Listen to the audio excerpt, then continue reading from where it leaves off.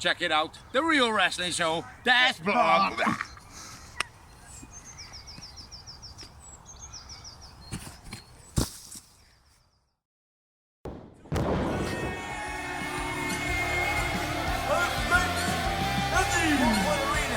Special guest referees, bigs and toes. Commenting half block pieces.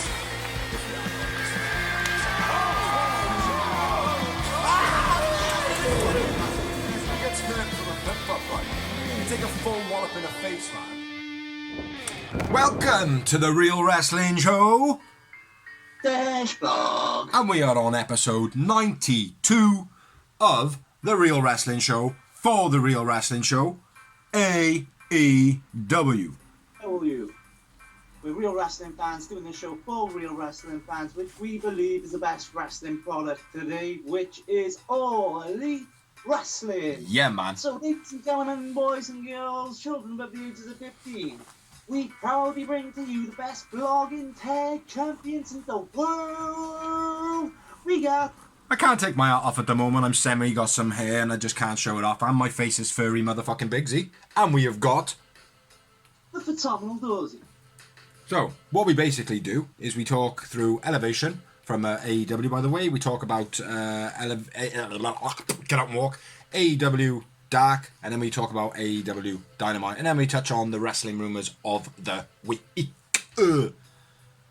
So yeah, we're going to start off with Elevation. What we've been doing is we have been noting on one each. So this week I am on Elevation, and then Dorsey will run through Dark. So kicking it off, I haven't done many notes. It's literally just quick, whatever took my fancy. So starting off, we had Hangman Page versus Spencer Slade. Making a note, just a little note on Spencer Slade. He's actually deaf, which is a brilliant thing for them to do, an all-inclusive thing.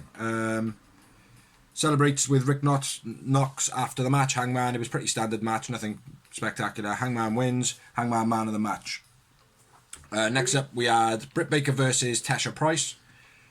Clinical from Britt, very determined, absolutely owned Tasha most of the way through this. Tasha had a little bit of offense, but not a lot. Britt Baker wins. Britt Baker man of the match.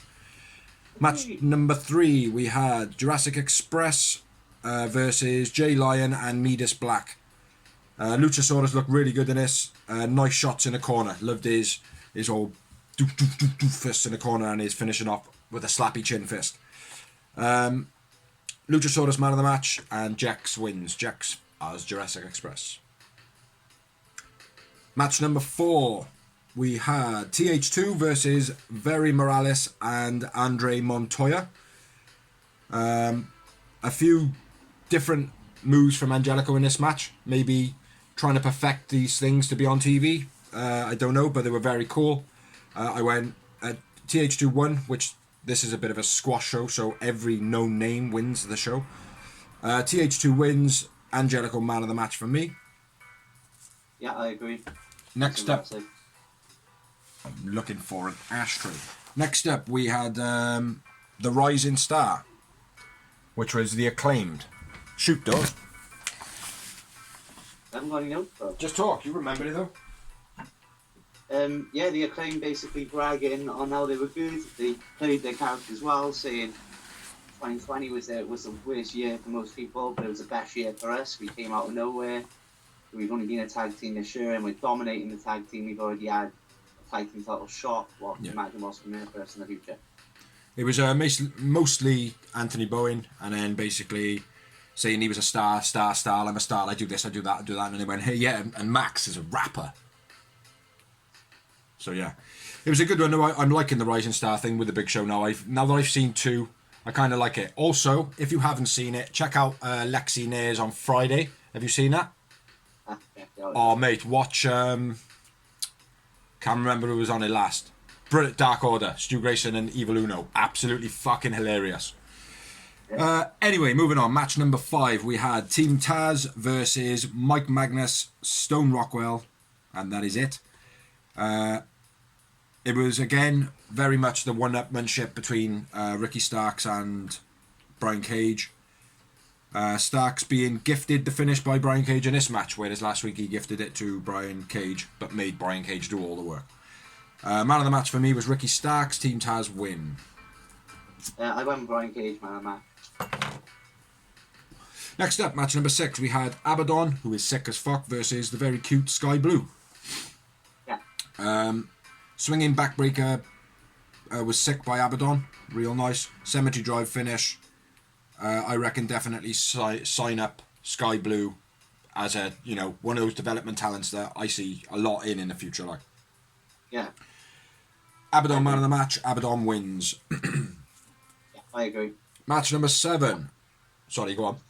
Apparently that Sky Blue's got like quite a few titles around the independents in a like town area in a district like. Okay. She does look at the moment she doesn't look like she's putting everything into a fight. But that's a good way to build, like, do you know what I mean? You don't want to see everything all at once, because then it just makes the wrestler look a bit shit and as though you haven't seen him develop, you know what I mean? So, yeah, exactly.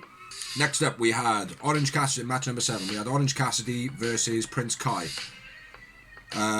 Basically, Prince Kai grabs the amount and the ring announcer tells him to announce him properly and then gets his ass squashed. Orange Cassidy wins. Orange Cassidy, man of the match. Match number 8, we had Private Party versus Alex Reynolds and Colt Cabana of the Dark Order. Johnny Youngie. Where we 2. Nice tag work by Private Party in this one. Dark Order get ejected early on in the match. Nasty looking flip over reverse DDT by Alex Reynolds. Private Party win. I went with Mark Quinn. Man of the match. I think I went with Alex Reynolds. Yeah, the way I've done my notes this week's terrible. As it always is. Next up, match number 9, we had Shauna Reed versus Thunder Rosa in a squash match. Thunder Rosa wins. Thunder Rosa's a man of the match. Next up, we had match number 10, Kit Sackett and Hayden Backlund versus Trent. Versus best friends being Trent and Chucky T. Nothing special in this match, to be honest. It was okay, like, but there was nothing new. There was nothing stood out. It was just kind of get Trent warmed up a bit, like, do you know what I mean? Which I think he did. Trent man of the match. Best friends win. I agree. Next up, we have match number 11. That's right, match number 11. There are 400 of these. We had Layla Hirsch and Rio Mizunami versus Nyla and Maddie Renkowski. I've written Vicky Guerrero on the announce coming out early on. Nyla Rose, blah blah blah, shouting at Justin Roberts. Don't know where I am. Maddie stole a tag during the match, which Nyla was a bit pissed about, and I think she played it nice. Nice double team by Hirsch and the other one, Rio. Yeah, they worked quite well together, where one of them was dropping them and the other one was setting up. And nice step up for the armbar by Hirsch. Winners of the match was Layla Hirsch and Rio Mizunami. I went with Rio Mizunami man of the match. I agree. Which is unlike me, because I'm not really keen on the theatrics of it. She's a bit too much, isn't she? She's a bit too much gimmick. Yeah, I'm loving the entrance though. I do like the entrance, and I think watching that a bit more is going to warm me to her. Like. Yeah. Next up, we had match number 12, and it was Austin Gunn versus Aaron Solo. So, bearing in mind now, this is the Cody connection, or whatever you want to call him, and QT Marshall's connection. QT connection, Cody connection. Make a t-shirt. QT calling the shot, sitting on the steps, backfires because Austin beats him. Yeah. QT shows no emotion. Looking pretty decent. It is what it is. Austin wins. Austin man of the match. Great. Match number 13. We had Scorpio Sky and Ethan Page versus Dean Alexander and Carly Bravo. Nothing of major note in this match. Ethan Page, Scorpio Sky showing dominance, getting their numbers up for their tag rankings. Then we had a promo just before the main event, and it was Dasher with Austin Gunn, and Austin Gunn started crying, basically, almost. Billy Gunn comes out, says yo yo yo yo yo yo yo yo. Then QT comes out, says a few words, says yo, there ain't no animosity. Those kids are like sons to me. Hey, you don't get to say that. You don't get to say that. Because he did that a lot. Yeah, and then QT gives him a nice shiner in his eye, even though on BTE the shiner was already there. And then we had the main event of Elevation, which was Danny Limelight and the Seidel brothers versus Omega, Michael Naka, MD, Nakazawa, and Konosuke Takeshita. Shit taker, isn't it? Shit taker. Shit taker. Yeah, shit taker. So if you say it in English, it's shit take a. So it's shit taker. Shit taker.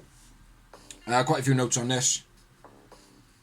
Danny Limelight's dive is diving headbutting Omega square in the face when he goes through the ropes. Proper clocks him in a facial area. That's here. Double knee Seidel was very cool. Where they both did it. It wasn't just the one, they both did the jumping knees. Where we at, man? I've lost my shit. Kenny and Kaka mics. What the fuck does that say? I don't know what that says. Naka hits Omega. No tags to Shitika. They single him out of the match. He's not really doing much, but I think we all know that is basically just to let him have that explosive finish, because he's a big guy in it. Diving neckbreaker Limelight almost landed on his head. If it wasn't for Shitika, he wouldn't have landed properly. He did rotate him out. I think it was Shitika that took the move. Sick brainbuster by Shitika. Head kick sick by Mike Seidel. Shitika falls awesome when Seidel kicks him in the face. He like proper just slumps over, like sometimes when you see someone get punched and they go the way that a fist came. Yeah. They go like that, and it's like, come on, man, said it properly, and fair play, sold it well. Mike Seidel, Tree of Woe, but the opposite way, and did a coast to coast. That was Beast. No, that was what's his name? Yeah, Mike Seidel was in the Tree of Woe, and Shitika did a coast to coast. That was pretty cool. Yeah. Pretty beast finish of the match. Winners of the match was Kenny Omega, Nakazawa, Konosuke Shitika, and I went with Konosuke. I can't even fucking say the first one, man. Konosuke Shitika. Yeah. I won man of the match. Konosuke Shitika. That's what I'm gonna go with, man of the match. Yeah. So yeah, there was 40 matches on Elevation this week. It was okay. I didn't fall asleep during it. Yes, I did. Yes. No, Dark. I fell asleep on Dark. So yeah. Over to Dark. Over to Dorsey. If you could, brother, sit a bit closer so we can see your beautiful ugliness. That's about right there. Right, and first off, we had a Darby Allin promo talking about Jungle Boy, basically saying, yeah, you're talented, but, you know, you're not like me. People are saying you're like me, but you smile, you're everyone's friend. I'm not. I'm a loner. Yeah. See you at Dynamite. Good promo. What is to come? Next up was match number 1, Janela with Sutton Kiss versus Will Day. Nice German by Janela. Decent brainbuster by All Day. Irish whip style German into the bottom corner buckle by Janela, I think. Yeah, that was quite nice, that was. It looked quite rough. Yeah, very whiplashy. But excellent at the same time! Janela crack counter off the moonsault. Just looked shit. Then he hit DVD. Janela wins. I went with All Day man of the match. All Day man of the match. I didn't write any man of the matches down. I'm just going to go off what I thought. So. Okay. SCU! SCU! This is John Skyler and One for the Rising. misses then as well. Nice screen base slam by John Skyler. Powerbomb neckbreaker combo by SCU. BME by SCU. SCU win. Kaz man of my match. Kaz man of the match. Next up we had Ashley and Steph MK, who were twins, making their AEW debut. This is a Big Swole and Kylan King with Red Velvet.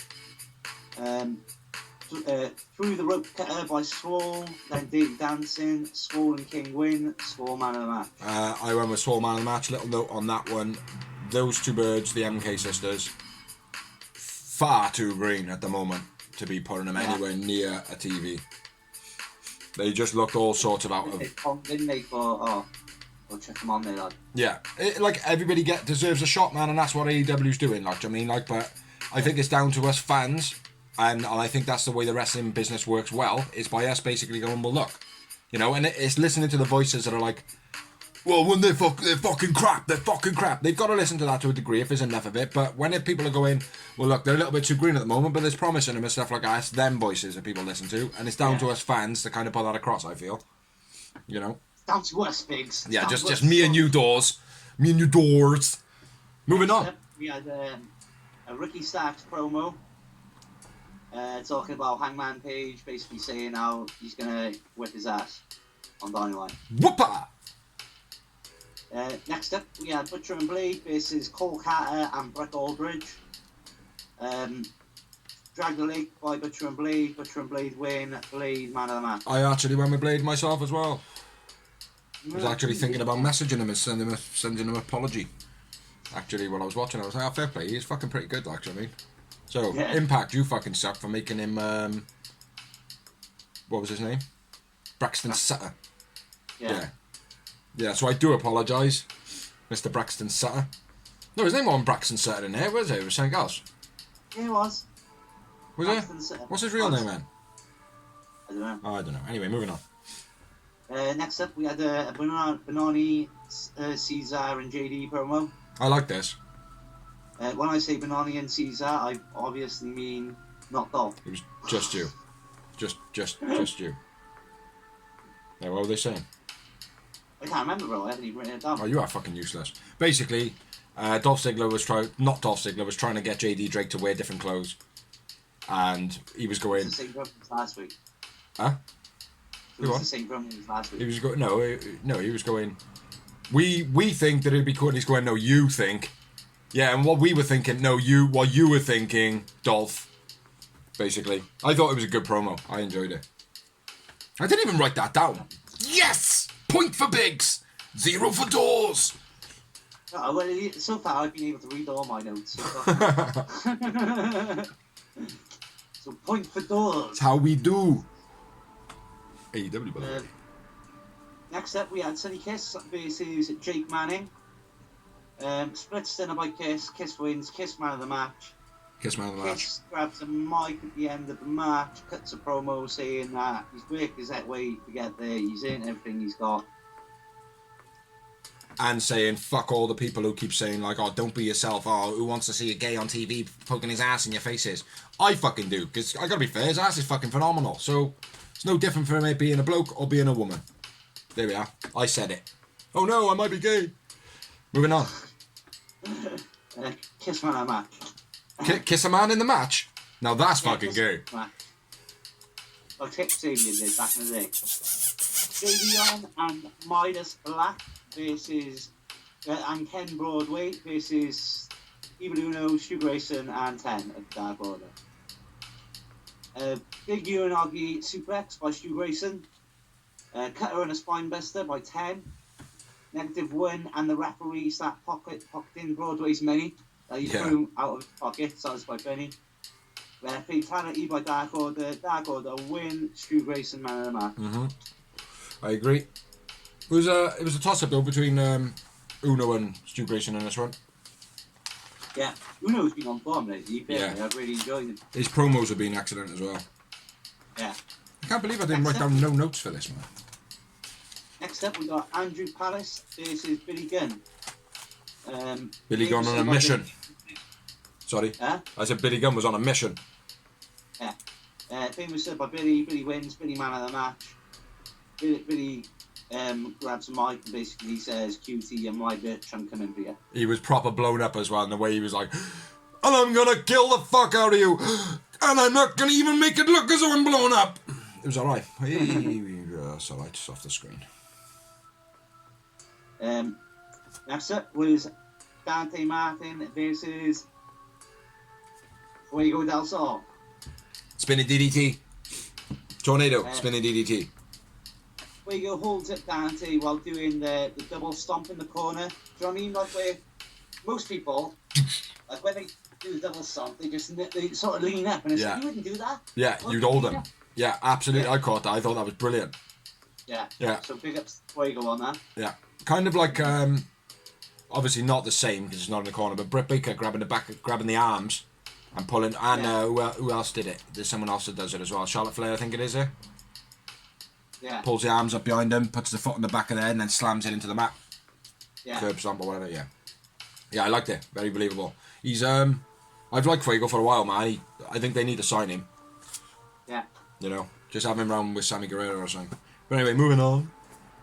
450 by Dante. Dante wins. Fuego, man of the match. Fuego. No Tornado DDT though.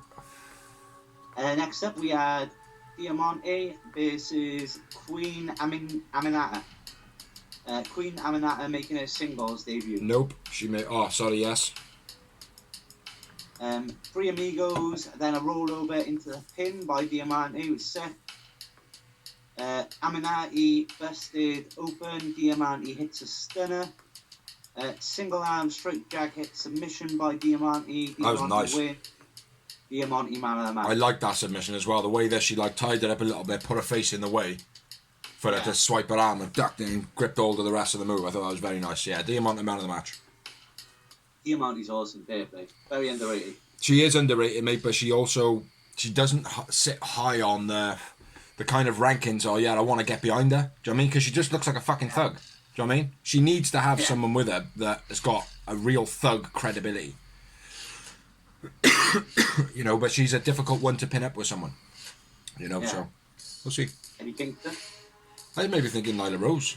Nyla Rose and them lot. Vicious Vixens. Yeah, maybe. That might be cool. Who did you say?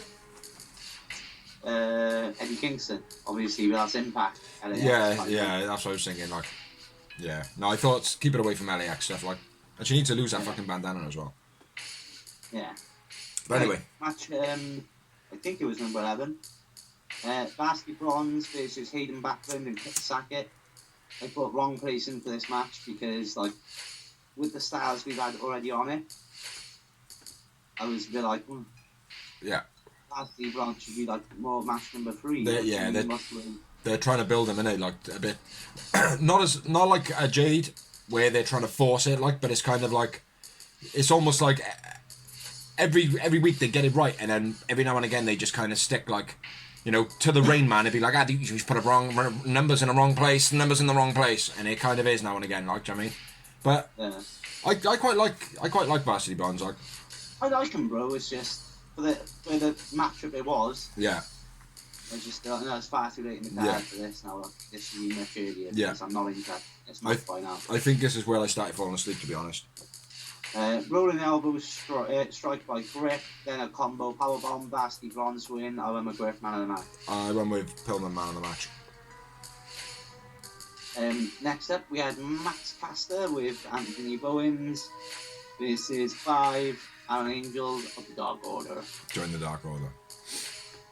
Bowens intervenes, but 5 goes over his back to take out Caster.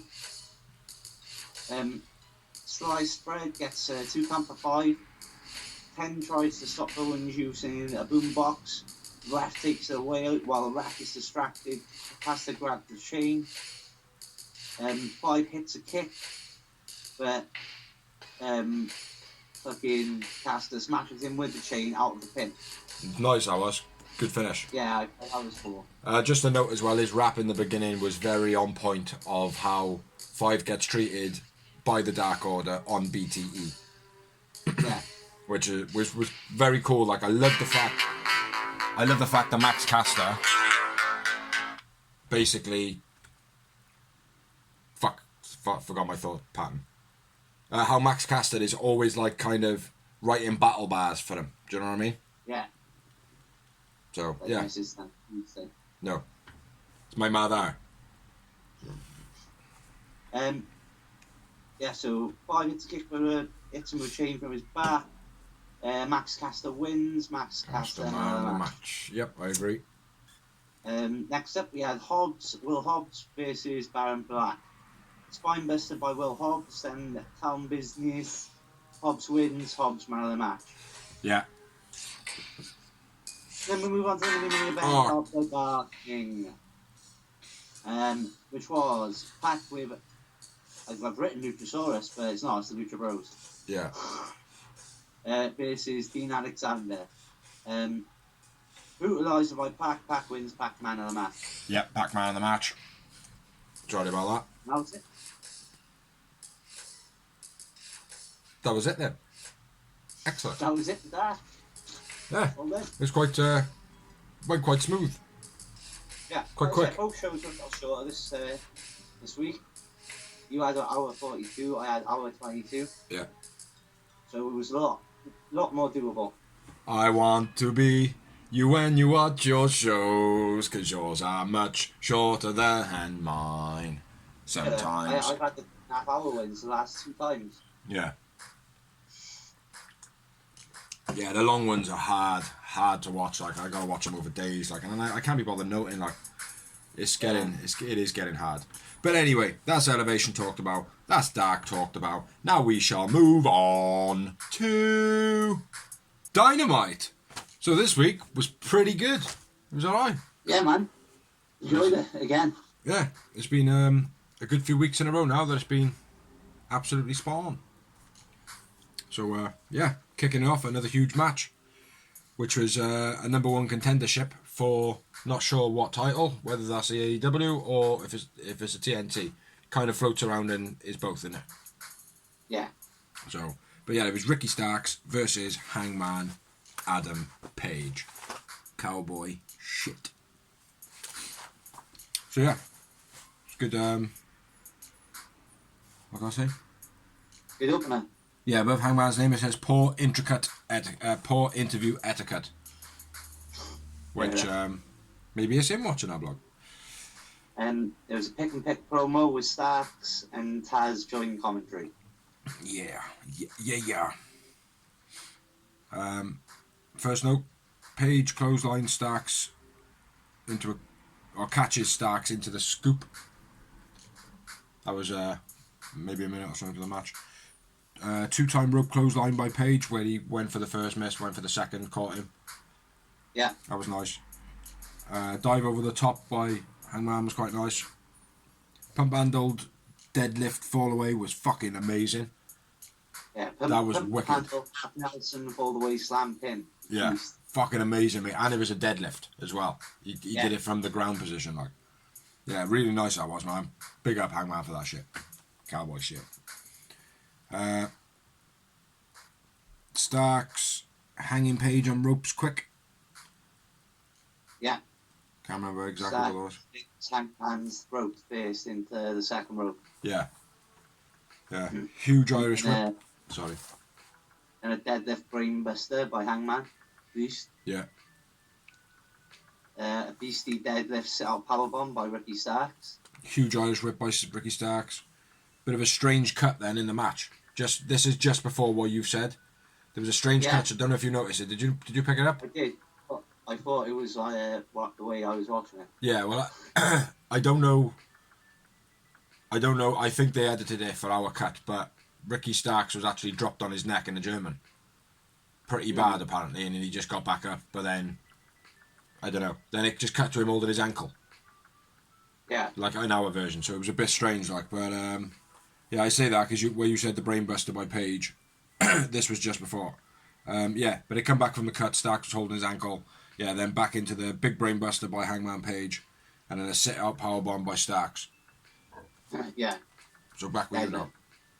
And then a super fall-away by Page.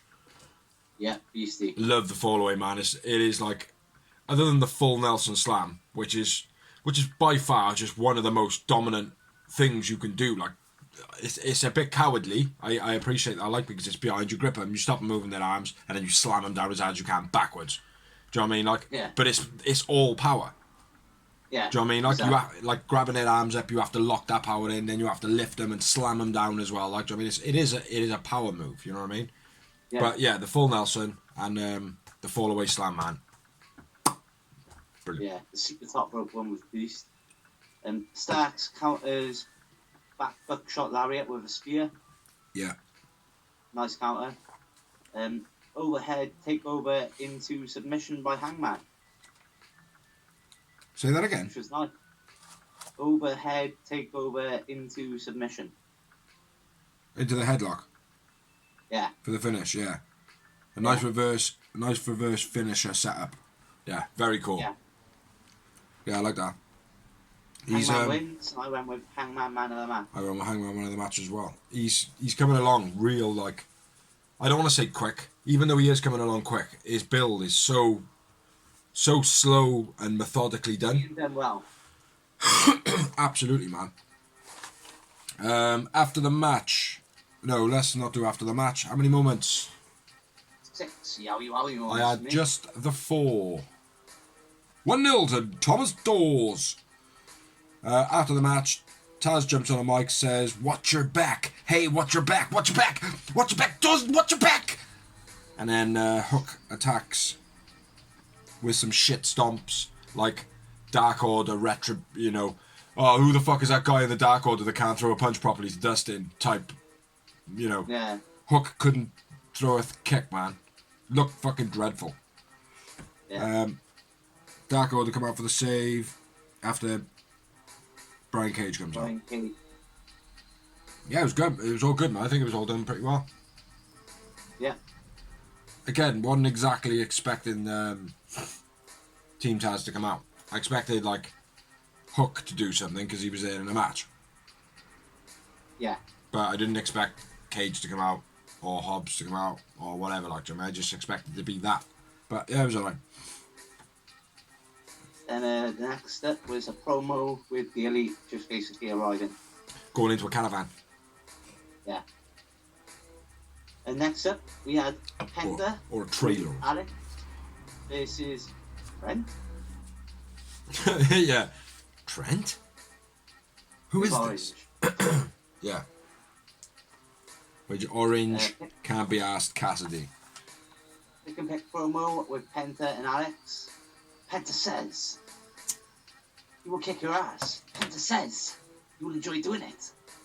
I don't know what he actually said. I didn't write it down and just... No, I know. Should have never have started this feud back up. Best friends. So, yeah, so into the match. Which was, let me say who it was. It was Trent versus Batman. I'm Batman. It wasn't just me that noticed that Batman this week was versing Trent. Trent? No? No. Just me then. Oh, watch that match back, brother. Anyway. Running knees by Trent, quite nice. Saito suplex by Trent, very cool. Yeah. Trent dive, a bit of a hard landing on the outside. So if you've got any notes before that. Penta, nice crossbody off middle rope, then a sling blade. Yeah, that was straight after it. Yeah, Trent overshoots the swanton from the ring to the outside into the guardrail. Yeah. It wasn't too hard of a landing, but notable. Yeah. Spinning DDT by Trent. Frago was in the back crying his eyes out. Yeah. And then was it a Canadian variation by Batman? Yeah. Penta's Batman. Batman faces off with Orange Cassidy. That's gonna be a wicked rivalry, man. They get DC Comics. Is it DC Comics? Yeah. Yeah, but you get it on. DC Comics versus Orange Cassidy. Awesome. Batman. I'm Batman. Batman slaps post with his signature. It's similar to what Pentagon does, where he slaps the ring post. Yeah. Pentagon is Batman. Yeah. And then I got Trent speared into the guardrail. So, go, man. You shoot from there because I've taken most of this. Alex box Trent on the outside. Causes distraction. Yeah. Half Nelson suplex by Trent, then a running knee strike. 2 seconds. Batman has a bottle bath on the outside as well. And then he also messed up the backstabber. That's my next note. The backstabber in the corner by Panther was a bit cracking. Yeah. Sorry, mine was written before you put Trent the half Nelson suplex. Then we had the pump handle, sit out driver, sick by Panther, but gets a 2 count. Yeah. Pile driver on the apron looked cheap. Yeah, it did. Like, when his hand was on the rope, it was a bit odd, like. Nice spear on the outside. Alec gets a promo, says Sue sucks. Yeah. Sue sucks, Sue sucks, Sue. Trent chases Alex, Orange behind Alex.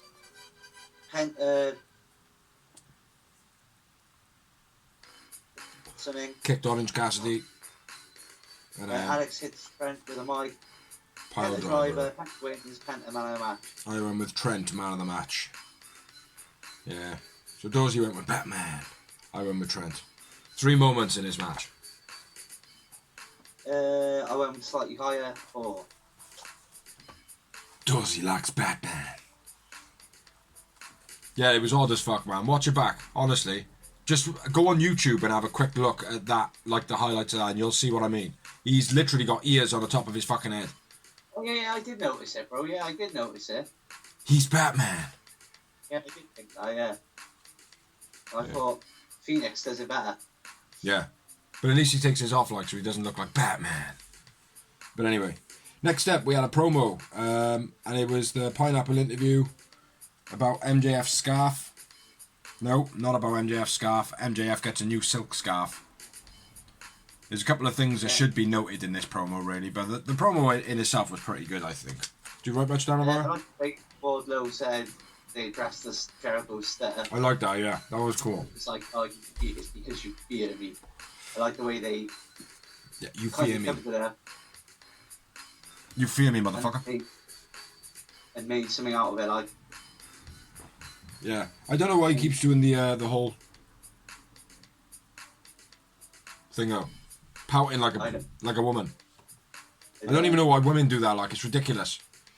But there we are. MJF says that Jericho clings to every popular wrestler and that it's not the other way round, which we all know that any wrestler that wrestles against the legend gets that rub because people watch the legend. So, not to the fact that the wrestler's not popular, because that is the case, but the way that they're playing this is fucking genius. Yeah. MJF playing it really well, or whoever's writing his promo. Says that he's going for Jericho's spot. Yeah. But yeah, Wardlow, for me, it was probably Wardlow in this. Like, MJF's promo was alright, but Wardlow's bit in it, I think, did him good. Yeah. Just stop the duck pout. Like I said, it's the only thing I really noted. Yeah. So. Just stop the duck pouting, man. Next up, we had a build-up promo for Ty Conti and Hikaru Sheeda. The upcoming match. Did you just call her Karen Sheeda? Huh? Did you just call her Karen Sheeda? Oh, Hikaru Sheeda. Oh, it sounded like you said fucking Karen It Sheeda. almost Hikaru Sheeda. Hickory. Oh, right. Food's all coming back to you now. Hickory. Yeah, I'll chuck some of that in the food. My dormant brain is waking up. Yes, this match that is now coming up was Hickory Sheeda versus Tay Conti for the women's title. And what a brilliant match it was. Awesome, man. Absolutely. Awesome. Sit up a little bit, bro. Or tilt your phone forward slightly. Yeah, it was awesome match. It was fair play. In the beginning, no, you tilted it backwards then. Back and forth. Stiff headlock takedown by Tay Conti. Yeah. Knee to face by Tay. Well, nice judo slam before that, then 2 running knee strikes by Conti. Sheeda kicks Tay off the apron. Yeah. Which, I hope there's not a heel turn coming on here. Yeah, Tay into the guardrail then. Yeah, I'm with you all the way. Delay brainbuster on the outside to Sheeda, or by Sheeda, one or the other. think it was by Sheeda, which they made it out to be like, oh, you know, Sheeda did it, but it looked like she kind of not almost fucked it up. She had enough experience to kind of be what's going on, but the balance of Tay wasn't quite over before she started pulling it down, like. But I suppose that's what a brainbuster is like. My next note is the bow and arrow by Sheeda. Yeah, bow and arrow submission into body scissors, surfboard into camel clutch by Sheeda. Yeah, absolutely beautiful. Yeah, beautiful submission, chain wrestling. Yeah. Then running knee in the corner by Sheeda, gets 2 count. And then showing a lot of frustration. Big pump kick by Conti after being suplexed back in the ring. Yeah. Beastie pump kick she does every time it looks beast. Yeah, hold on 2 secs.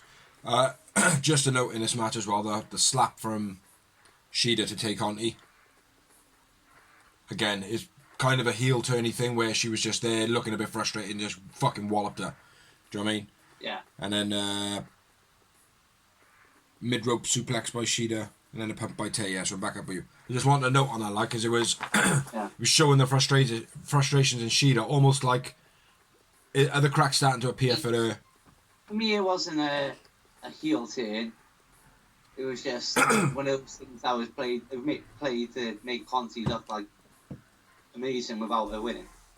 Yeah, absolutely. Like, in my eyes, though, that's your opinion. I'll just say mine as well. Mine is kind of that maybe show some cracks appearing for her to maybe lose the belt soon and have a reason why she lost it. All right. If her next defense is against another babyface, I'll agree with you. But if it's not, then I don't think so. Yeah, that's a fair point. Next, we had Judo throws into a German suplex. Then another 2 big pump kicks by Conti. Beast. Sent on off the top while Sheeda balanced on the top rope. Karate Kid kick. Yeah, it was beastie. Crane kick, baby. Danielson. Yeah, backsplash on the corner then by Tay. Yeah. It was nice. Falcon arrow by Sheeda. Yeah, after the jumping knee strike. Yeah, very nice. And then what they called the witch's shot. Yeah, on the top turnbuckle by Sheeda. Which again felt like a bit of a dirty move. Which is the inverted. Is Colt Cabana's move called the high skyline?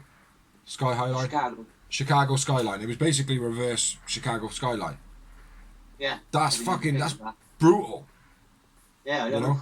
But yeah, it was, for me, she just felt a little bit frustrated in this match, which, that for me personally, I do feel like that's kind of a step towards being like, well, we gotta keep her credibility completely up, so if we just make her look frustrated and then lose it out of like kind of not concentrating, she loses nothing. Yeah. She loses a belt, but she doesn't lose any credibility whatsoever, do you know what I mean? Yeah. But I don't know, maybe that's just me looking into it, but again, this is why we love AEW, because their angles can go anywhere. Dorsey will have a completely different theory, like, you know, so, yeah. Where we at, man? Yeah, that was... Pump kick, then a tie KO, guess it's 2 count. Yeah.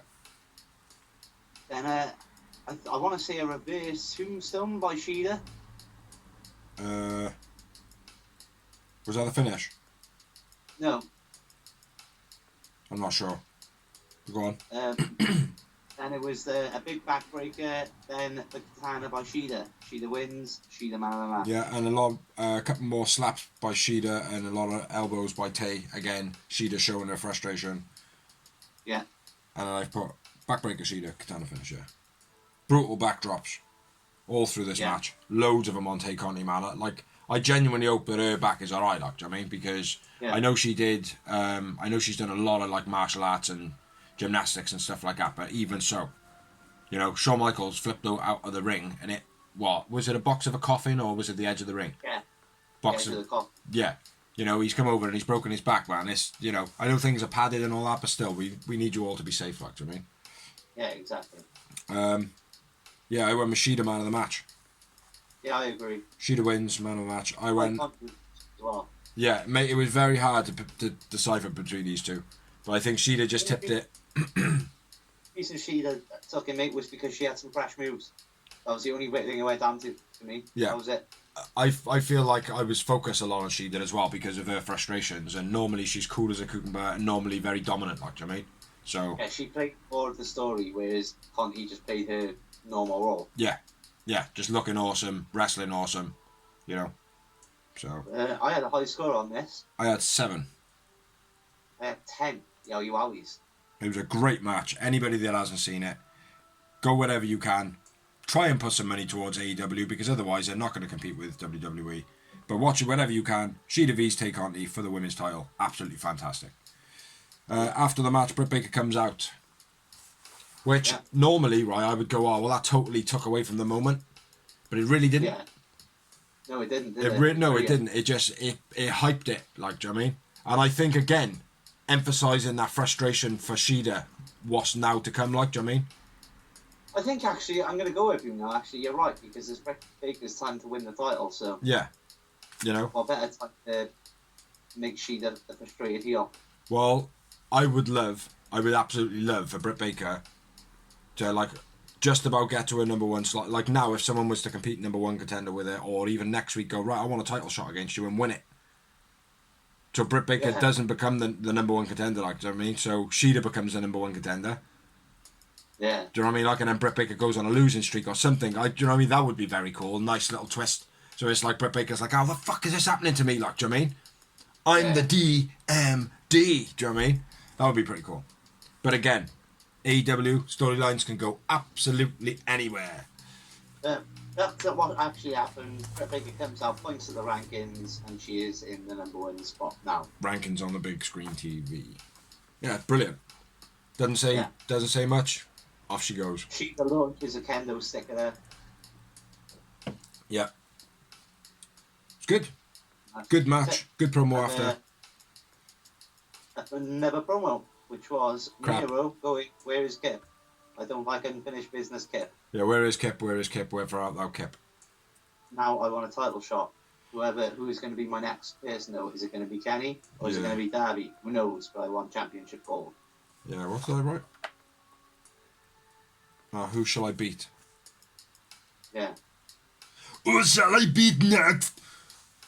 Everybody get out! That's Arnold Schwarzenegger, by the way. And then we had another promo, which was Tony Schiavone in ring. The inner circle. The inner circle. Blood and guts. Santana says that he's making bitch moves. Go on, you got more? You got more? Oh, okay. Ring. It's a great promo, which just doesn't really need to be talked about too much. No, not really. Like, Jez says that MJF reading from a script, like I am right now. Jez sings a song about his jerk-off friend. Yeah. And says that he washed his ass with his scarf. It was a decent promo. It was better than MJF's. Yeah. It was better than the pineapple. It would be, bro. Jericho's promo has been killer from day 1. Yeah. Jericho needs to get Pineapple Pete back. I know. Try and get him to beat. I think he had a tryout or whatever, but it'd be great if he could get him back and like maybe do a storyline to convince him that like he's the leader of the Pineapple. Yeah. Do you know what I mean? Like, and then have like MJF and them lot being like, "Oh, what are you doing, you fucking gimp?" And he'd be like, "Oh, what are you talking about? Playing a bit like R-Truth role. Yeah, yeah, because he kind of had that little, and I'm not stereotyping because he's black. Do you know what I mean? Like, but it's no, because some people might think that, like, do you know what I mean? Well, he's got that like, for me, he's just got that kind of like calypso feel to him, like beaches and sun and fun and beach balls. Do you know what I mean? Like that type of thing, like, do you know what I mean? So yeah, I think it would be cool to have him doing an R-Truth type thing. That's what he's all about as well, like, you know. Or that's my feeling on it. But yeah, it was a good promo though from Jericho again. Yeah. And I think Santana stole it though. Yeah, it was sick. Although I did think there was a few holes in it where he was like jumping people from behind, and I'm like, well, in a circle, I don't jump anyone. Yeah, well, you know, we got to believe that it's righteous now, like, I mean. So. Yeah. Other than that, yeah, I agree. Yeah, it was great. Great all round. What's that? Kick off the next match. What we have next is Billy Gunn versus QT Marshall. Billy Gunn comes out with nobody. His boys are in the crowd. QT Marshall comes out with Nick Camarato. And Aaron Solo. One show. QT says he's going to say what's being... He does a little in-video, picture-in-picture video. Yeah. Basically says that he's going to show him what being loyal to Cody means. I didn't write the winner or loser of this match, by the way, so... Billy rushes the stage straight away, fucking everybody up. Como pushes Billy into post. You shoot, man. I'm tooling. QT knocked out of the ring, then thrown into the guardrails. Total wheel slam. That's what I said. I said all this. Camarato attacks Billy. Said that. While refs distracted. And then the Gun Club jump over the guardrails and attack Nick and Solo. They brawl backstage. Pile driver by QT was royally nice. Fucked. That was fucking dreadful. But yeah, go on. Yeah, he fucked that up, man. Did he? Yeah, didn't you see? Didn't you see the way Billy Gunn bounced? He didn't actually have his head locked in between his legs. As he went down, his head, like Billy fell slower than QT, so QT didn't actually protect him at all. Again, mate, watch it back and you'll see Billy Gunn's head lands on QT's leg. Directly on top of his fucking leg, mate. I watched it back like 4 times. I was like, fuck! Watched it back. Fuck! No, sorry, yeah, you're right. Nasty pile driver over it. Oh, I thought you said, yeah, it was... It's bad, man, real bad. But anyway. Then, our great British soldier, Anthony GoGo, takes a shot while the ref is distracted. Then a diamond cutter, QT wins. Billy, man of the match. The GoGo's shot is shit. It was better. I know, but it's just like, don't overhype a crappy move like that. Yeah. He's not... boxer, ignore him. But that's the thing, he is a boxer and he is boring. But I never said boring, I said during. Oh, right. That's the thing, I was just going to say then, you can't have him going around smashing people in the face. Because it's like, because you can't, mate. Because it's like, it's... Well, not for real, obviously you did. No, I know that, you... He's a boxer. I know that, you fucking mark. Douche. Sorry about this, ladies and gentlemen. Smash cash in the skull every week, like, do you know what I mean? No, I know, but... Got like a big ass golf ball on their head every week, like, do you know what I mean?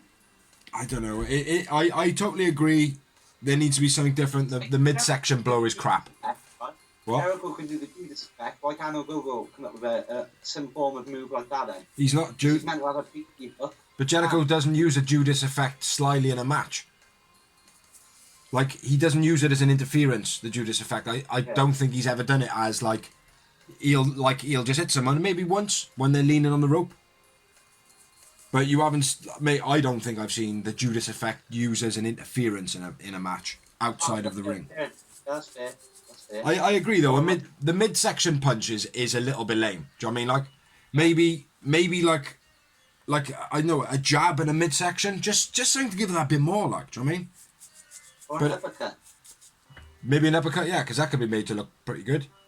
You know, exactly. The whole boom, open palm uppercut, midsection, then an uppercut, like, do you know what I mean? That'd be pretty cool. Yeah. But it needs to be something a bit more, doesn't it, like? Yeah. But I do think he got the presence. It works on that. Against, like, some crappy, like, you know, fucking Buck Backlund or whatever he's called, or someone like that. For me, on Billy Gunn, no. Sorry. Yeah.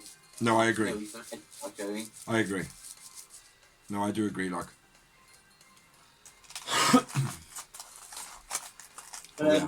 Let's not go on about it too much. Yeah, Diamond Cutter finish. Billy wins. Billy, man of the match. QT wins. I had one moment in the match. Agreed, just the one moment. After the match, the wooden chair. Loved it. Yeah, why? That was just weird. I loved it. Why was it randomly a wooden chair there? Like a beach chair? Yeah. I loved it though, still. I don't care. I don't care what you've got to say about it. Odd. For me, for me, right, what that introduces is you've got the old school, like, slam him with a metal chair, but we can't do that anymore. It's not really that safe, like, but you can hit someone with a wooden chair that is kind of, again, prepped, made safe, still gonna hurt. Huh? Gimme, as they say. Absolutely, yeah. You know, it's like, you're not gonna hit anybody with a real baseball bat, like, for the sake of fucking cracking their skull open, like, I mean, it's ridiculous. Or they don't really smash them with a real jar of sweets or a bottle of champagne. Yeah, it's, you know, it has happened in the past, like, do you know what I mean? But, you know, but at the end of the day, I've forgotten what I was talking about. That's just wooden chair. Yeah, I love the fact that they brought the wooden chair in. Because it's something now that kind of introduces something new. Do you know what I mean? GoGo hands, I just would have preferred to have done it if they had done it like on a summer themed show. That's all. That's like, had there be a reason for it to be there, like, for me. I don't think it was a deck chair. It wasn't a deck chair, it was a normal wrestling chair, just wood. Yeah. But like in your back garden. Yeah. I thought it was good. I thought it was no different from there being a table under the ring. There's no reason for it to be there. Like, it was just weird, like, for me. I thought. No reason for don't get me wrong, caught my eye. Obviously. There's no reason for there to be a bag of thumbtacks under the ring, dude. Yeah, there is. What? Always now. Why though? For what? Because people put it there, people relax, innit? I know they could have put a wooden chair there. Exactly. Obviously, but... Whatever you think about it, I feel it's a good addition. It's something new, which is nice. It's good, rather than just the same old stuff. It's just I would have wished it would have happened like in a summer show or something. Yeah. Would you? Okay, here's a question for you. If it did happen in a summer show, would you be like kind of willing to be like, oh yeah, I can accept that. And that was a regular thing. Yeah. So just the way they introduced it, you got a bit of an issue with. Yeah. That's fair enough. That's a fair point. What are we at anyway? We're not even fucking finished it. GoGo Hands Billy. Hands Billy. No. Why have I written Hands Billy? A wooden chair. You wouldn't have handed Billy a wooden chair. No, I've got Dustin comes out, sick ass face paint. Yeah. And then he grabs the chair and slams it over Camarato's head, and then looks like a petrified midget. And another thing, they kind of make in on GoGo, the leader. Yeah. GoGo, the leader of the factory by accident, because it feels like he's the dominant one. Yeah. Over QT. The money man. Yeah. Possibly. But those were more heelish and more down to the nitty and gritty, where he's like, I don't even like America. I'm a proud British citizen. I just here for the money. It feels that's more dominant, and the way he was portrayed in this, like, I mean, everyone sort of stayed away from a GoGo, not the leader. Yeah. Like, you know what I mean? Yeah. Kind of makes it feel like a GoGo is surpassing QT without anyone even realising it. I don't know. I can see something slightly different with a GoGo, in that regard, where he when he's dissing America, and he's going, oh, this shitty blah blah blah whatever, like.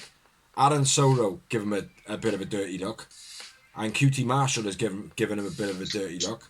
The commentary, and this is all obviously to push him to be a heel, but when your own faction are giving you looks, it's like commentary, that's fine. It's like, oh, well, if you don't like it, you can go home, and all that stuff, like. But when your own faction is kind of giving you kind of like sly looks, it could be the fact that he's kind of taken over. Maybe he is already in control, and what your idea is the truth. Do you know what I mean? But I'm seeing these sly little cracks appearing already.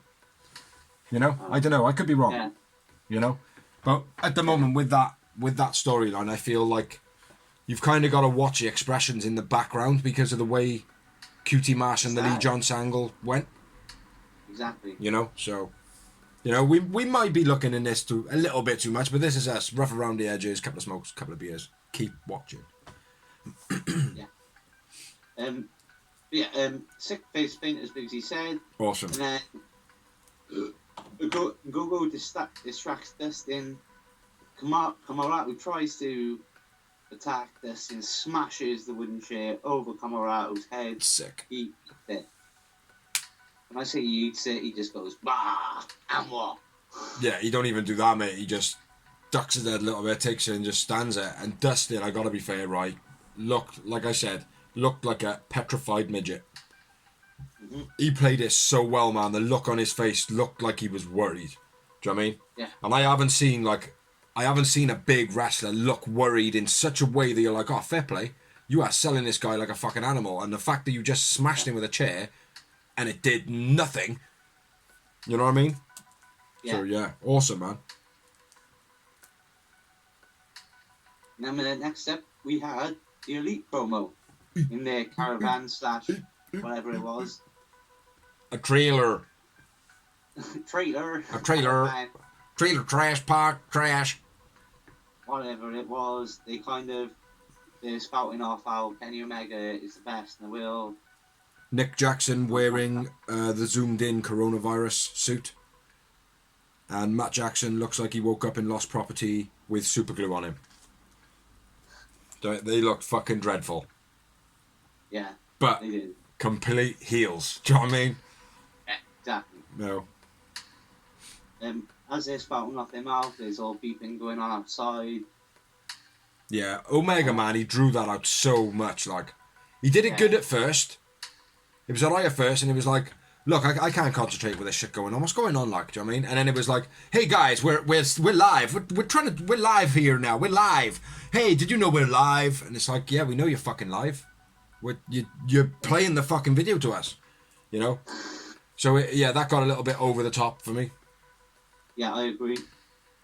And then it finally goes to outside. 2 seconds. Mox and King. Just before this bit, they actually do mention about Mox and Eddie in their little promo bit. They start bitching and moaning about him, like. So yeah, back to you. Mox and Kingston in a pickup truck, Stone Cold style, 316, bulldoze the caravan / trailer / square Coca-Cola can with a pickup truck. Yeah. It was good. And then they go in the thing. Obviously, they all ran off like scolded dogs. I tell you, they ran off like scolded dogs. Who said that?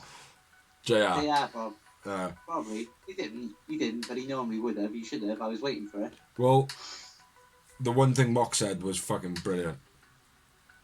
Where he just said, bitch AF. Do you know what I mean? Fucking a wicked no to BTE, like, do you know what I mean? Yeah. And literally, mate, the next day they had a t-shirt with it on it. Eddie Kingston and friggin' Moxley sit together. Yeah. Eddie Kingston throws a bat through the window and Moxley throws a bat through the window and Eddie Kingston's like, what, you're not going to wait for me to get out of the way? Well, and then Moxley's like, we'll do. You know what I'm like. So, I mean, like, wicked, mate. The chemistry between these two, right? I hope all the way through this they have, like, you know, like how, I want to say Johnny Knoxville and his mates, where every now and again they just have stupid moments where they just kind of start slapping each other, but not hurting each other. Do you know what I mean? Like, and kind of have that, like, no, fuck you, wow, no, fuck you, no, fuck you, no, fuck you.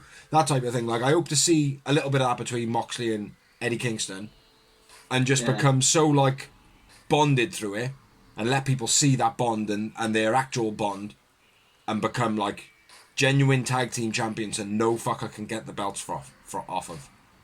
I would love to see that, mate, because, again, right, anytime that a non-religious wrestling fan, and I think most people know what I mean by that, when they watch it and they start off going, I can't stand Eddie Kingston. I can't stand Eddie Kingston. He's fucking shit. And then within, like, 5 weeks, she's like, Eddie Kingston's pretty cool, like, do you know what I mean? He's proper warming to me. And it's like, I know, like, do you know what I mean? Exactly.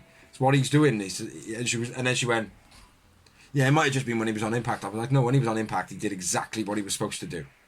Yeah. You didn't like him. You didn't have a chance to like him because his character didn't change. Do you know what I mean? Eddie Kingston made you do what Eddie Kingston does best. Kingston, he's got that whole kind of Italian mafia thing about him as well. Yeah. Without being the Italian mafia. Yeah.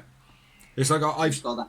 Like when he goes, when my mama said this. Yeah. And you're like, and you believe him much. I mean, yeah. Like, yeah, man.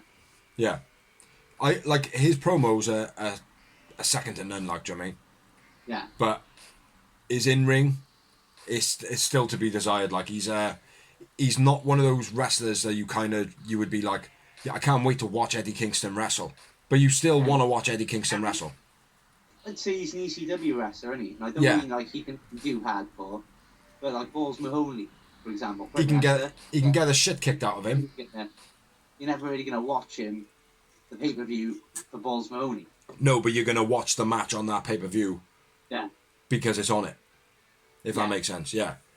Yeah, because I'll say, like, I don't really rate Eddie Kingston in the ring, you know, for them reasons we've just said, but he is absolutely probably one of the better guys in the promos, yeah. So anyway, bitch as fuck, laugh out loud, brilliant promo. Next up, we had another match, don't know what match it was match number 4 probably, and it was Will Hobbs versus Christian Cage. Yeah, man. Taz on commentary and Team Taz were banned due to what happened in the first match. Yeah, boy, yeah, lad. Cage driving drop kick through the ropes into the guardrail by Christian. Onto the stage first of all. Yeah, he got kicked onto the. I think he was kicked onto the stage or thrown onto the stage, and then Hobbs double clothesline on the outside was quite nice where he strikes with the first and then the person ducks and he comes back with the other arm. Love that. Really fluent. Suits him. Yeah. And then I'm where you are, Cage over the guardrail. Big quick clothesline by Christian over the guardrails by Hobbs. Pushes Serpentico over. DDT. The old Captain Charisma tip. Yeah, he pushes Serpentico over as well in the crowd, and Luther doesn't look very happy. He just kind of gives it all. Just stares him out like. I think it's pretty cool. Cage face into the guardrail.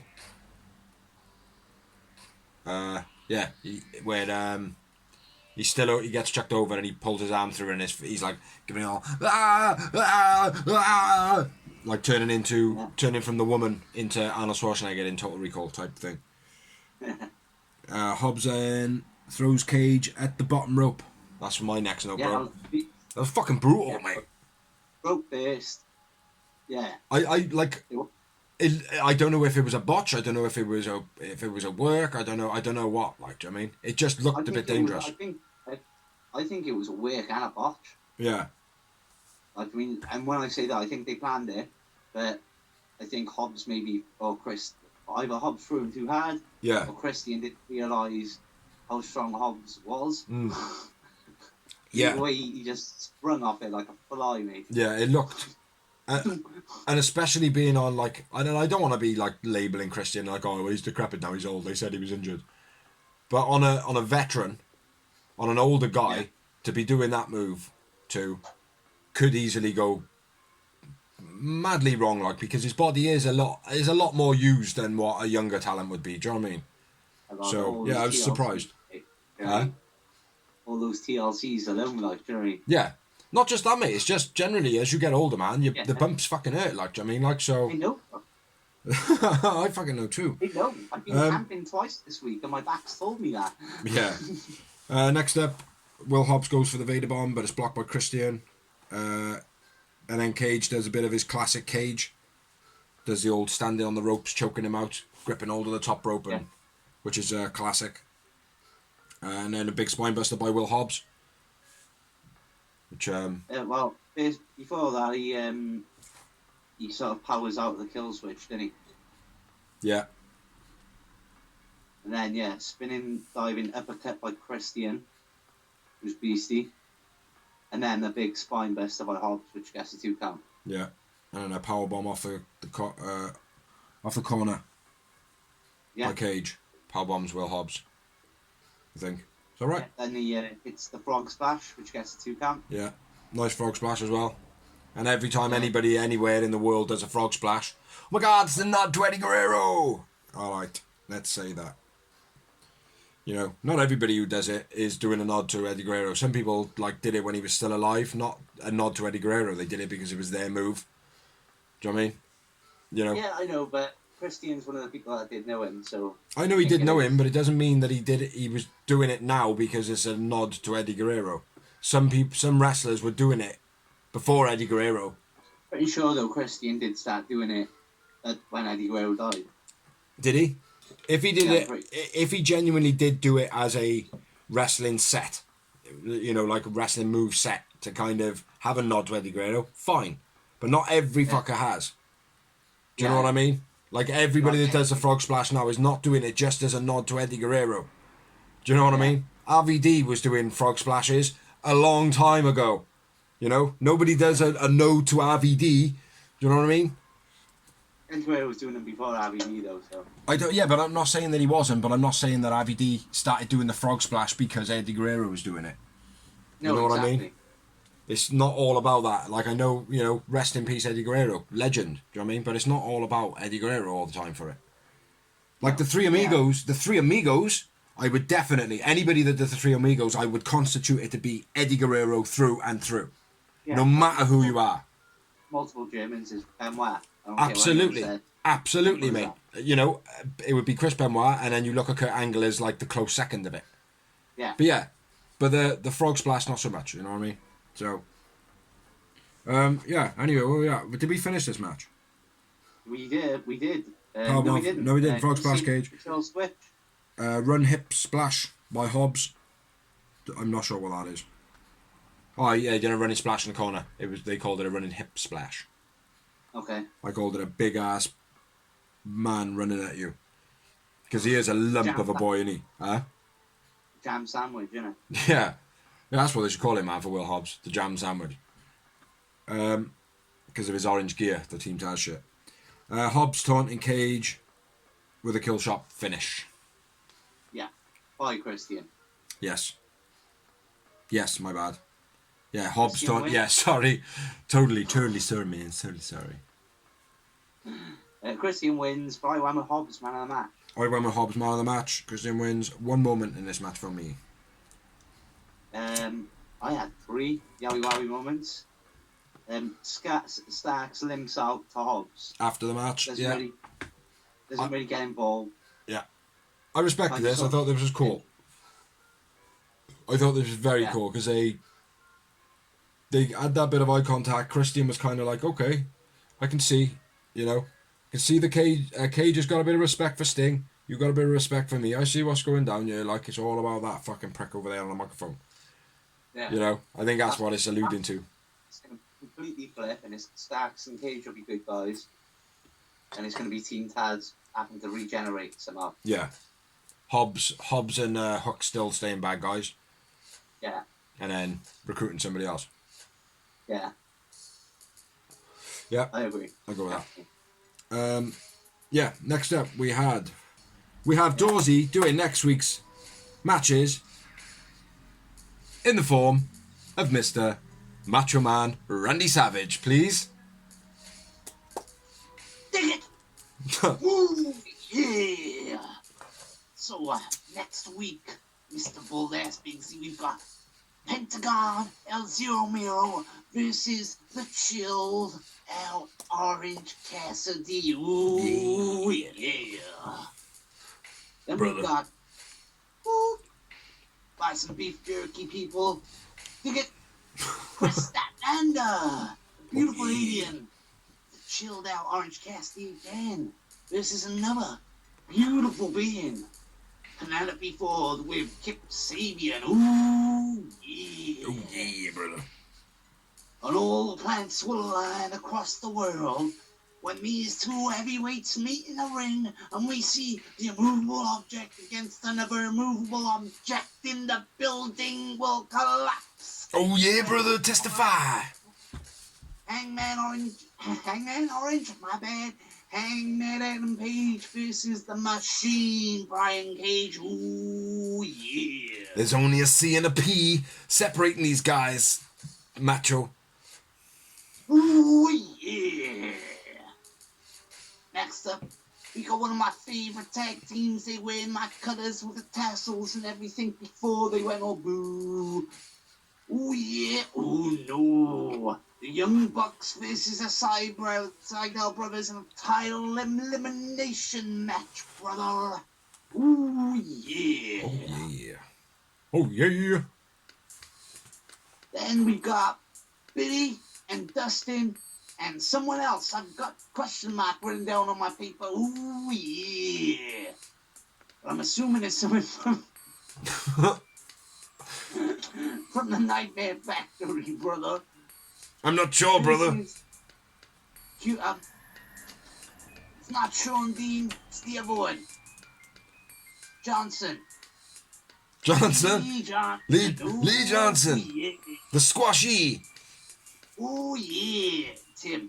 This is QT, the monster, the beast that is Nick Comorado, and Aaron Solo with the British boxing champion, GoGo.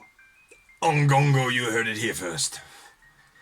Then we had the Pinnacle Parlay. Ooh yeah.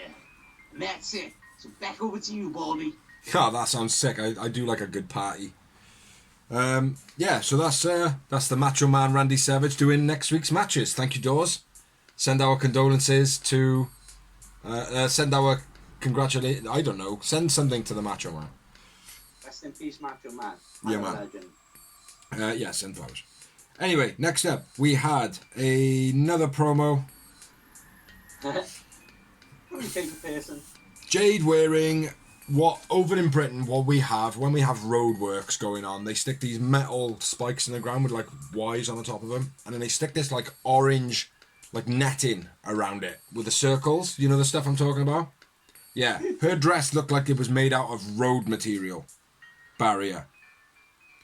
She says something about all these hotshot groups in AEW come and sign me, which I think, right? Not liking Jade and all that, but they are building it okay. Do you know what I mean? Fuck. It's the right route.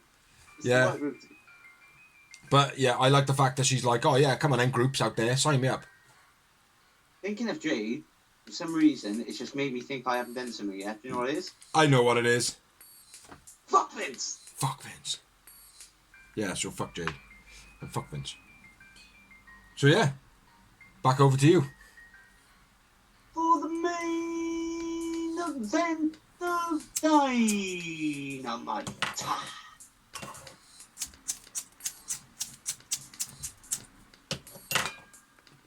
Pyro. Which was for the TNT title. It was Jungle Boy with Luchasaurus versus Darby Allin with Sting. Yeah. Don't think they needed to have Sting or Luchasaurus there. No, here's the thing with like Sting. Like, I mean, I get why they used him and all that, and I get why they're putting him with Darby Allin. But again, the whole point of it was he's there when like Darby needs him to watch his back. Yeah. And Jungle Boy has never been a heel or any way a bad guy. They even point that out on that. Yeah. So why is Sting coming out to watch his back? Yeah. Exactly. There could be outside interference. Alex going around saying he's going to be a fighting champion. Yeah. Exactly. It didn't. Like the rub isn't really making too much sense all the time. Like I agree, if something does go dodgy, Sting to be there and to come out. Yeah. But not for him to come out all the time. Be chauffeuring him. Yeah. Yeah, but Darby doesn't need it. Manageable, they need to say, well, he's not watching his back, he's actually his manager. Yeah. As an active wrestler. Yeah. Yeah, they need to do something. Like, but him just coming out every week makes Darby look a bit weak. Mm-hmm. Anyway, let's get into their match. Sick back and forth. Got time to start. What? Got time to start. Got time to... I don't know what that says. Both over guardrail. I don't know what the fuck. That's bad coming from me, bro. Sick back and forth. Got time to something. And then they both go over the guardrail. Right, before that, it was a banging springboard arm drag by Darby Allin, as always. Yeah. Jungle Boy shoves... Not just me then. It was like brutal, like, I mean, it was like scrappy. Yeah. It looked real. I like the elbow drop. I can't read my writing. I like the elbow by Jungle Boy when he elbowed him, and then as he was going down, he pushed him to the floor as well. Kind of like trying to make a basketball bounce up. That looked good. Superplex by Darby, which is pretty standard now for those two, but it kind of looked a bit, like you said, a little bit scrappy, do you know what I mean? Belly into the corner by Jungle Boy was quite nice. German Tiger Suplex by Jungle Boy was very nice. Yeah. Sick variation. Yeah. sick variation Canadian by Jungle Boy. That was very cool.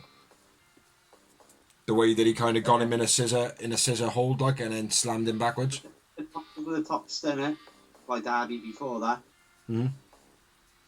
Yeah, but then body scissors slam by Jungle Boy. Sick, mate. Really like that. Yeah, it was beast. And again, I think that's because the Canadians done all the time. I think Jungle Boy should keep that for, like, you know, party tricks. Special occasions. Yeah, like in what Kaz said, like, you know, I keep that as call it the spinal tap move. The spinal tap move. Yeah. Good call there, yeah. Isn't there a spinal tap though already? There is. Yeah. It's AJ Styles. He does it like once a year now, and he used to do it every week. Yeah, I see what you mean. Okay. Should call it gold dust, but then it would be dust in. Fuck this shit. Bottom rope dive, mid rope dive, top rope dive, flattens Darby, all of them. Yeah. By Jungle Boy, very nice. Coffin on the apron by Darby. Coffin drop, yeah. More of an elbow drop this time, only because he was trying to put himself down to protect himself to a degree, and I think his thing is to put his elbows down, so it did look like an elbow drop. 9 count for Jungle Boy, which was nice. It was a nice. It was almost like, you know, sometimes when there's a 9 count out outside the ring. Huh? Just saw us actually kind of.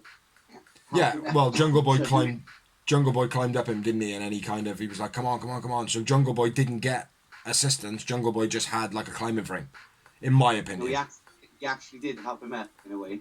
Yeah. At one point, and that's why Sting got in his face. Yeah. But and even the commentary were like that. Well, I'm all for Jungle Boy, but that is cheating. Sting's got every right.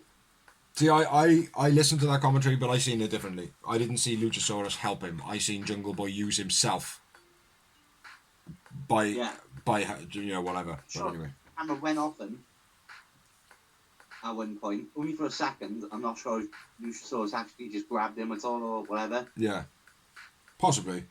But yeah, it was nice. The 9 count didn't feel like a 9 count.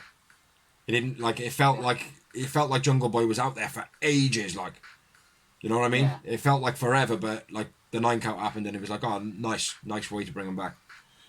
Lucha Sting fight off then, like we said. Yep.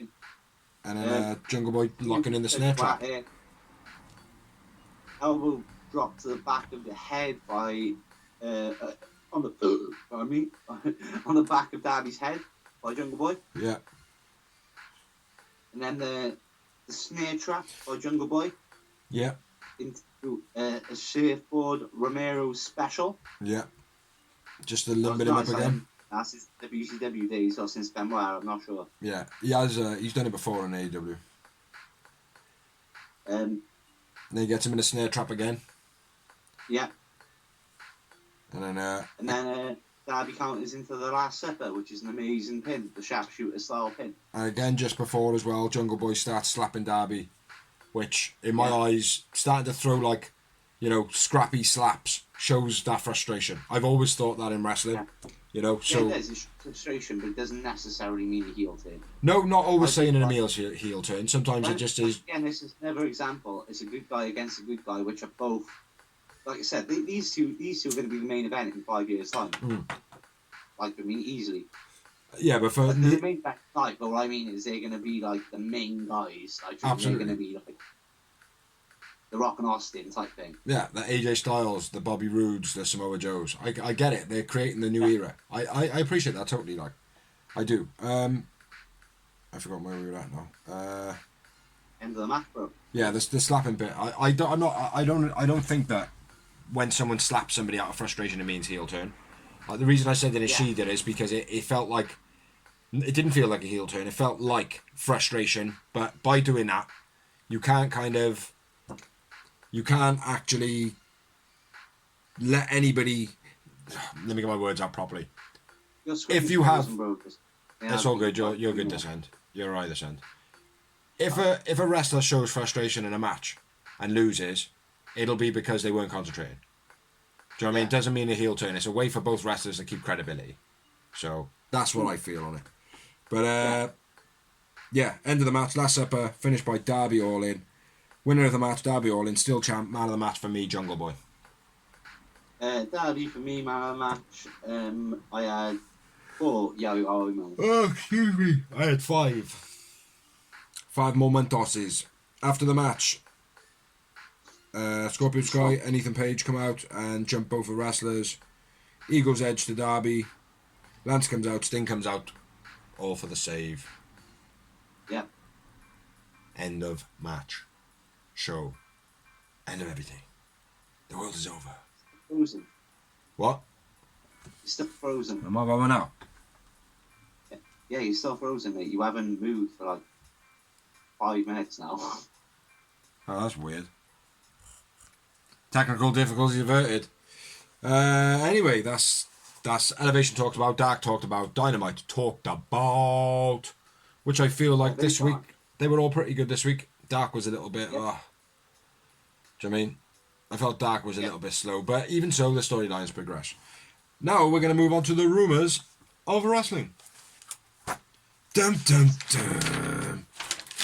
Which we normally talk about prior to doing the blog, but we didn't this week, so. Yeah, normally Dixie goes, I haven't got any news, bro. Yeah, but this week I've got loads. I have 13 pieces of news. So I'll go first. I'll go first 2, and then you, because you go last, yeah? I'll do the first 2, then you do 1, then I'll do 2, then you do 1, and so forth. Unless you've got some of mine. Ronda Rousey? Yep, go for it. I've got it, but... Yeah, Ronda Rousey has said that she is pregnant. She's 4 months pregnant. I'm sure that she was supposed to make an appearance on WWE soon-ish. Well, I did say that last week. Yeah, what about being pregnant? What? That's why we call them rumours. Oh, okay. Sorry, my bad. Because I said that last week. I'll just go. Yes, back to WWE. And then this week she's pregnant. She's not. She's not coming back because she's 4 months pregnant. EC3? Nope, go for it. EC3 has been hospitalised with an infection. He basically has said they're controlling your narratives. It's all good and all that shit, man, but you better look after yourselves. Which what controlling your narrative kind of means. But basically he left an infection go, and it's basically put him in hospital. So hopefully you'll get better soon. Let's hope it's not a nasty bug like a flu. What's that? Yeah.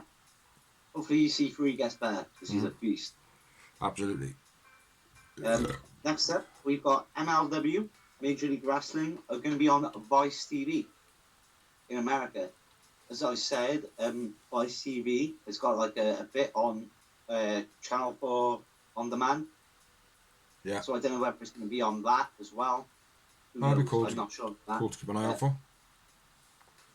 Yeah. Well, touching on that, I'm going to just jump into it again. Go on. Sorry, because it's on the same subject. Series 3 of Dark Side of the Ring will be on Vice TV May 6th. And I believe Moxley's on it.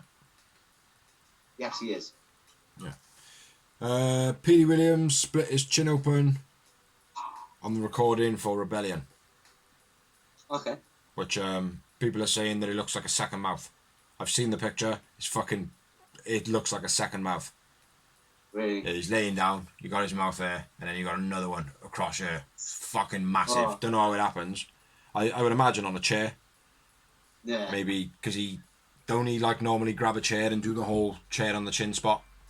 If I remember rightly, Petey Williams. Yeah, I think so, yeah. But yeah, maybe that, I don't know. But yeah, I'll have a fucking picture. Next up, the UK government to put a safeguard into UK wrestling. Okay. Obviously, I don't know why politicians are getting their mitts on it. Obviously, there has to be some sort of safety, but it's getting into the mainstream talk of politics now. So it could be a good thing. It's probably going to be a bad thing, though. But they're basically looking out for the whole speaking out movement, making sure nobody's getting abused, making sure that people are actually safe. People that are training are legitimised, that there's actually ambulances on call, that if anybody breaks their neck, hurts themselves, they compensate it, blah, blah, blah, blah. Basically regulating it so wrestlers are safe. Well, hopefully it works. Hopefully that's the right. I mean, it is the right thing. Hopefully it is. Hopefully, put it this way. They are put into place what they're saying, not some bullshit. I hope that whatever they put in place and all the safeguards that make sense are put in place, and I hope the money that is raised solely goes to the place that it's supposed to be raised for. Yeah. That's what I hope. I hope somebody doesn't try and diddle money into their pocket because they think, oh, this is lucrative. Like they always fucking do, like pricks. Yeah, over to you then, bro. What you got next? Miro pays for a private viewing of the new Mortal Kombat film for the entire AEW roster. Which cost him $150. Is that all? That's all it costs apparently to hire out a hall for the cinema. Fair enough. So, but fuck Miro, he's shit. Fuck Vince, take him back. Next up, WWE to return to Saudi Arabia. Rude. Yeah, which Right. I think that's going to be a bit of a revolt, to be honest. Yeah. I think a lot of wrestlers are going to stand up and go, no, we're not willing to put our lives in danger and go back. Well, a lot of wrestlers didn't go in the first place. The first time round. Absolutely. Daniel Bryan, Sami Zayn. Yeah. Two big names alone, like, I mean, I can't name them all, but those were two big names that didn't. Yeah, they did it on political views, though, didn't they? They did not, or whatever you want to call it. But look, we don't want to be associated with people that kill their own people. We don't want to be associated with people that kill Palestinians or whatever it is. Like, do you know what I mean? Yeah. So yeah, you can't fault them for that. That's their view. I don't really want to be associated with people that kill other people. Do you know what I mean? But yeah, going back to Saudi Arabia, let's see what happens there. See how many wrestlers choose to say no, and see how many wrestlers we don't want to ever see on AEW because their morals are that fucking low. But we'll see. It's not all about that, but it could well be. It's all positive going to there as well. Don't forget there are young fans there which are living a shit life. I absolutely know. I know there's a benefit to it, mate. But at the same time, the government is corrupt as fuck, mate. Next up, Joey Janela, whilst driving to Jacksonville, his windscreen of his car smashed his windscreen while he was driving.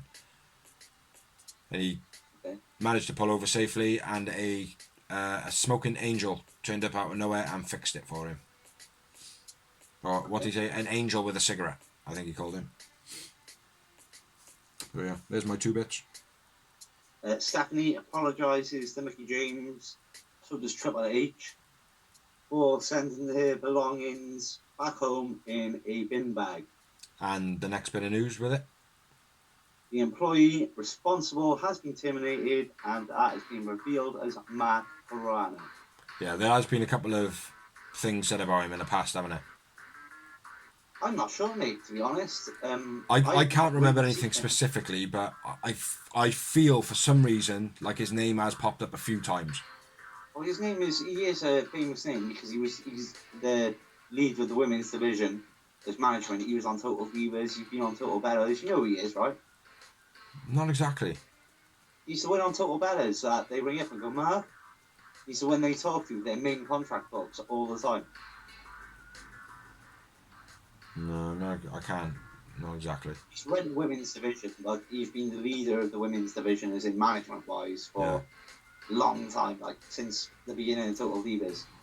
Yeah, well, whenever Mickey James spoke out about it, and Maria spoke out about it. Yeah, and also Gail Kim. There's rumoured she spoke out about it back 10 years ago. Yeah. Oh, okay. I didn't know about Gail Kim. AEW put a botched tweet out saying that JR will sit down this Wednesday on Dynamite. But the actual tweet was supposed to read, this week JR will sit down with the Pinnacle on this Wednesday's Dynamite, but it just said JR will sit down this Wednesday on Dynamite. And the fans he's going to retire. No, just it wasn't anything special, but it was like it was in the news that I had wrote down. I thought it was quite funny. Yeah. But yeah, the fans basically took it where they wanted to. Then like they were going, I can't wait to see JR sitting down. It's gonna be fucking awesome. Do you know what I mean? But yeah, nothing spectacular. Fight TV has been bought out. Really? Yes, by a company that I've never really heard of, by the name of Triller. Never heard of it. But yeah, they've been bought out by Triller. Now, these are rumours. This might not be true. This could be speculation, but, I Googled it like most people. Yeah, apparently Triller have bought them. Not sure what Triller is. I think it's a media platform. So, yeah, there's my 2. Go. Go, shoot, go, shoot. Don't swing, go. Then? Ah, alright then. AEW can now run full capacity shows at Derby's Place as of the Last week. 23rd of the 4th. Said that last week. All right, calm down, Squirrel. Chelsea Green trademarks her name. Yeah. And also Hot Mess. And she wants to bring back the Laura Van Ness character, which I am all for. Yeah, she's an awesome wrestler, mate. I've always rated Chelsea Green. And most of the females that have come out of Impact have been They have been successful. pretty good, yeah. Yeah, absolutely, mate. Like we touched on earlier on, Ricky Starks landed on his neck when he fought against Hangman. Obviously, there was a cut. I've tried to look for the video, I can't find it. But yeah, there was a tweet after and he said, yeah, he's fine, thanks to DDP yoga and his bendiness. So yeah, excellent. Glad you're not injured. Scott Dumore says the TNA could make a comeback. That the TNA branding itself could make a comeback. Didn't read too much into this because it is what it is. TNA never died. Do you know what I mean? In my opinion, it never really died. It was always still, oh, were you watching? Oh, Impact. And it's like, oh, TNA? Yes. Do you know what I mean? Like, it's there. It's hand in hand, in my opinion. Don't know how I really feel about it, though. Like, when it happens, I don't know how I think. But at the moment, it's kind of like, oh, well, yeah. TNA has never gone anywhere. It's just, they've just left that bit in the background for now. Like, but it's always been TNA. It's always been, it's always been action. Like, it's become the thing now where back in the day we used to say I'm watching WWF. Then you said I'm watching Raw. It's the same thing. Actually, we watch Impact now. Yeah. It's not TNA. Exactly. We watch Impact. Yeah, we watch Dynamite. Raw is WWE. Yeah. You watch Raw. Yeah. You watch Dynamite. It's AEW. Yeah, absolutely. But yeah, it's definitely, for me, always will be TNA. And the thing is, total non-stop action is what TNA stood for. Yeah. And I haven't watched Impact for the last 2 weeks.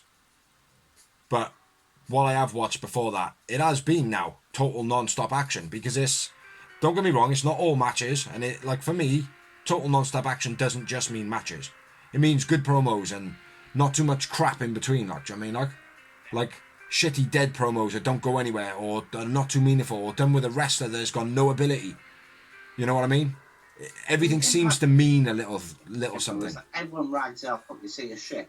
But then the moment one of their wrestlers goes somewhere else, they're the biggest free agent they've ever seen. Yeah. That's what makes me laugh. Like. Yeah. Impact's always been a great breeding ground. Exactly. Always. It should have got bigger than what it was and what it is. It's making steps now, man. Again, it is. It's making good steps. But it should have been bigger because it had all the right things in its pockets. This Sunday, the 25th of April, it is the Kenny Omega versus Rich Swann. Yes. Unification World Title match, which I'm surprised AEW have not promoted whatsoever, really. There is a reason for that. Whether it's a shoot or whether it's whatever. But Tony Khan has basically addressed that and he said, well, when I went on to Impact and I wanted to advertise AEW, I had to pay for promos, I had to pay for time. So that's now on you guys. Like, I haven't advertised your show because you haven't fucking come over and done whatever. So that's on you. And then he basically did say, but anybody that reads this tweet, check out Impact Rebellion on the 25th, where my champion is going up against their champion, and we will have a definitive champion, whether that be Rich Swann or Kenny Omega. But Kenny Omega is bringing it home, blah blah blah. Do you know what I mean? Yeah. Did you watch the interview? Yeah, I've watched it all, mate. I'm up to date on everything. Well, you watched the Omega Rich Swann interview? Yeah. With Don Callis? Yeah, on Impact, yeah. No, there was a longer one. It was like a 40-minute one. Oh, no, I haven't watched that. Yeah. Where, like, they literally start, like, doing child disses and shit. You've probably seen all the best bits on Impact. Yeah. But, yeah. It was good. Last bit of news. Daniel Bryan says that he wants to wrestle outside of WWE. Don't tell me you said this last week, didn't you? I did. Oh, did you? No, I didn't. Oh. I said I'd love it to happen. Yeah. Yeah. Because for me, Daniel Bryan, like I said, one of the best matches I've watched in the last few years was on SmackDown, and I texted you, I was like, watch AEW Styles versus Daniel Bryan, bro. Yeah. and Daniel Bryan's on for me, and he's like getting the rub in WWE, but he's not. Yeah. He's the guy that's always going to be teased the main event. He's never going to be the guy, is he? No. No, because fans, they're going to tease us. Every wrestler that was on the independents that got to that level where it was like, this guy is the next big thing. They had nowhere to go other than Impact, which, let's be fair, never got to that pedestal. But they didn't know what to do with independent guys. Impact, that was the problem. Whatever the reason is, but all these guys were thriving to go to WWE, but then in WWE, because they weren't made by WWE, they didn't give a fuck about them. So where you had then the Young Bucks come out and go, well, let us do an independent show, blah, blah, blah, let's see if we can, 10,000 seats, blah, blah, blah, blah. That give these guys that have genuinely got that fan push on the independents, and just people like me and you that are like, oh, fucking hell, I've never seen this Jeff Cobb before, like, or whatever, or like, what's his name, Mandrews. Yeah, or Andrews. Going even further back, right, this person I don't even think wrestles anymore, Miss Vicky. Yeah. Miss Vicky from when we went to the NCLA. Brilliant little wrestler. Do you know what I mean? Like, it's like kind of seeing a wrestler like that and then seeing her 10 years down the line and being like, oh, fucking, I remember when I was like 17 and seen her. You know what I mean? Like, it's... Fuck, I forgot my thought pattern now. Yeah, it's the legacy of it and that, like, do you know what I mean? Like, it's the kind of, you know, the trail and the history of it all. Yeah, exactly. You know? I forgot what I was fucking saying. What about Daniel Bryan? Never going to be the main event WWE because they never made him. That's it, yeah. So, on the independents, because you got that pull by the fans, as soon as it goes to WWE, it kind of flattens off. Like, it takes a load of fans to WWE, and then they go, oh, fuck's sake, again? Do you know what I mean? That wrestler's ruined. They have 5 years in WWE. They haven't got, like, their best point in their life anymore. You know what I mean? Whereas AEW, I feel now, has made that platform for a wrestler that is at the top of their game on the independents. It's a weird one because he's always on the main event picture, and they're obviously paying him the money. Like, let's not forget that. Like, money is an important thing. Not. I don't think it is. It's definitely, like, it's important, but I agree. I don't think money is an important thing when it comes to an art. No, I agree with you on that. When it comes to if there's never offer on the table, fair enough. But at the end of the day, if you charge X amount for your work, you should be getting paid for that. Same as you, same as me. Yeah. You know what I mean? Daniel Bryan is at that level now. Of course, mate. But Daniel Bryan, I think, still feels like he got a lot to give. He does, definitely, and I agree. You know? 100%. I think it would be a great signing for AEW, anyone. Me personally, I think he would go to Japan first, though. Yeah. I think so. I think he'd be welcome with open arms. Yeah, exactly. You go to Japan, you'll make big splash in Japan, then you go AEW. Fingers crossed. But anyway, I've got no more news. I've got no more news. Or rumours. Or rumours. We'll do all that. So, we'll finish off with what we normally finish off with. La la la la la la la la la la la la la. La la la la la la la la la la la la la. What's that? That's shit. Like, watch, view. Anybody who likes, watches, shares, views. We are the Real Wrestling Show. Dash blog. Nothing mouth over there. But yeah. Check us out. We do a weekly show. We do a merchandise memoir, which this man right by here does. Check him out on the channel. If you haven't subscribed, please subscribe, like, share. And look around, you know, all the chewing of the food and the smoking and the drinking. We're all part of life, man. We're all normal people, like, I mean, so. Yeah, more people. Hope you enjoyed. Real wrestling fans doing this for real wrestling fans saying, fuck Vince, love AEW, bada boom. Catch you next week. Waka waka waka. Tidy. Of sorts. I think I'm going to go Johnny Hungy this week. Johnny Hungy!